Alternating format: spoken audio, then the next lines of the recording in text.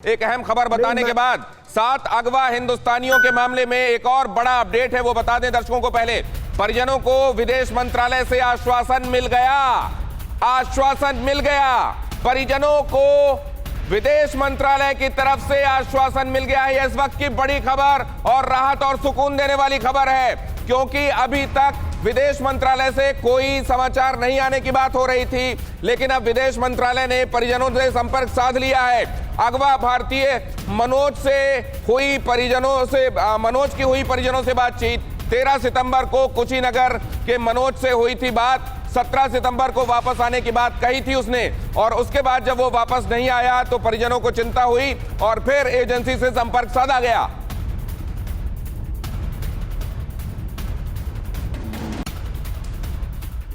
अपहृत लोगों में कुशीनगर के मनोज चौहान भी शामिल है। मनोज चौहान 1 साल पहले लीबिया गए थे। 7 अगवा भारतीयों में देवरिया के मनोज भी हैं। रिहाई के लिए आतंकियों ने $20,000 की मांग की है। लेकिन सवाल यह है कि जैसा बता रहे थे गुरमीत साहब की पहले एडवाइजरी जारी की गई थी, लीबिया में इस तरह की घटना पहली बार नहीं हुई है। क्या हमने या इस तरह की एजेंसियों ने जो वहां पर लोगों को काम के लिए प्लेस करती हैं और उनसे बीच में रकम ऐंठती हैं, क्या उनको भी कोई सबक लेना चाहिए, या इसी तरीके से परेशानियां बनेंगी और फिर उनको सुलझाने के लिए प्रयास करने पड़ेंगे? हरसिंह सिंह साहब। नहीं, मैं कह रहा था, आपने शुरुआत में बिल्कुल सही कहा था कि देखिए ये जो एक्सेस ऑफ ईविल जो है, ये पाकिस्तान, तुर्की, अज़रबैजान, चाइना, ये जो एक्सेस ऑफ ईविल है उसमें एक आईसिस जोड़ दीजिए आप, तो अभी तो वहाँ के जो सराज और हफ्तार जो दोनों जो वहाँ के प्राइम मिनिस्टर हैं और दूसरे जो उनका रेनेगेड लीडर जो हैं, अभी उनके आपस में बात हुई, अभी ऑयल ब्लॉकेड हटाया है।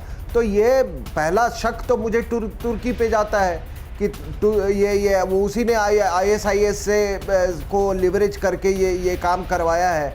इसलिए मैं कह रहा हूँ ये जो समीकरण दुनिया में बन रहे हैं, आपने वो जो अज़रबैजान और आर्मेनिया का दिखाया, मैं कहीं पे इसको इससे जोड़ के देखता हूँ मैं, क्योंकि जो आईसिस है लिबिया में उस पर पूरा कंट्रोल है।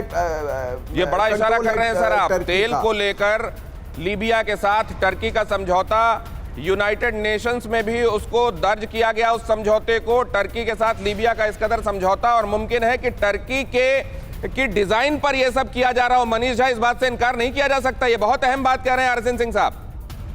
देखिए, इसमें कोई दो राय नहीं कि वहाँ के जो हालात हैं और उसमें टर्की का रोल तो बेहद संदिग्ध है ही, और इसको अब पूरी दुनिया देख भी रही है। लेकिन साथ ही साथ अभी फिलहाल अगर हम कंसंट्रेट करें कि 7 भारतीयों के अगवा होने को लेकर, तो मुझे लगता है कि चूंकि वो एरिया बहुत ही ज़्यादा डिस्टर्ब है, उस बहुत ही ज़्यादा आपके इनस्टेबल है, और पिछले मामलों में भी जो हमने देखा है, जैसे आपको याद होगा कि जब भारतीय डॉक्टर का अपहरण हुआ था। क्या आप पर भी बरपा है जालसाजी का कहर?